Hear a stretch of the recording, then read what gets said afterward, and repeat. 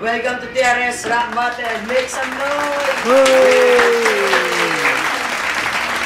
On my right, he got trophy in their house. Slash. Hey! Yes, I'm ready.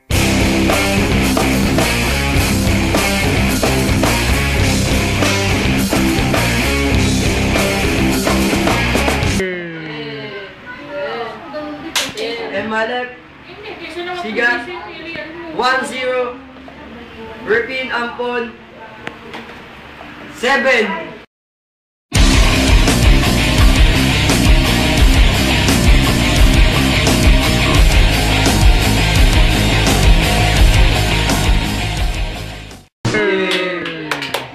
Si Ari Pate.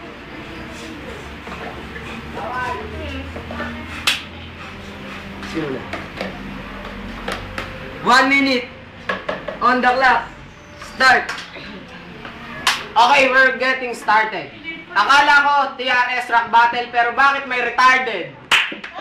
Yeah. Siguro una pa lang wala ka nang masabi.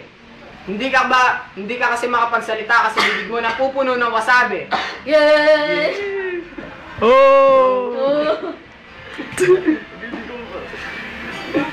Michael, ang payat mo, kala ko meron kang sakit. Kamukha mo si Smigol, yun nga lang meron kang jacket. Oh, yeah! Akala ko Slash magaling ka sa banda kasi ikaw ang DJ. Ay hindi pala kasi hip hop ka sa GK. Yay! Oh! Go. Ako'y palaging alisto katulad ni Lito. Di ko rin alam kung ang harap ko ngayon ay lalaki dito.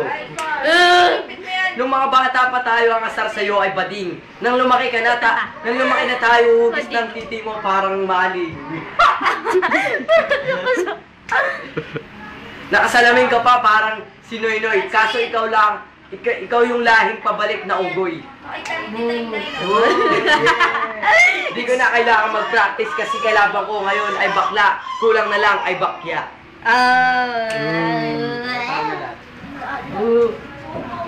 Okay.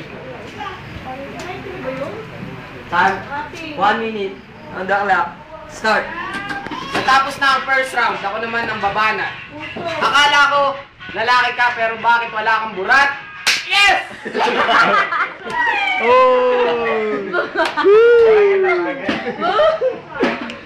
Come. Sa unang banat pa lang, nagulat na ako sa'yo. Itsura mo, parang sa dulo ng isang kutsilyo. Matulis. Okay, mga judges, anong husga nyo? Bigayan nila ng punchline. Maganda, kaya lang yung tempo nung ni Slash. Pangit. Kaya bibigay ko sa akin yung score 7. Sa tingin ko, parehas naman sila magaling pero para sa akin, magaling din naman yung mga banat ni Slash. Kaya I go with Slash. At dito natapos ang balagtasan.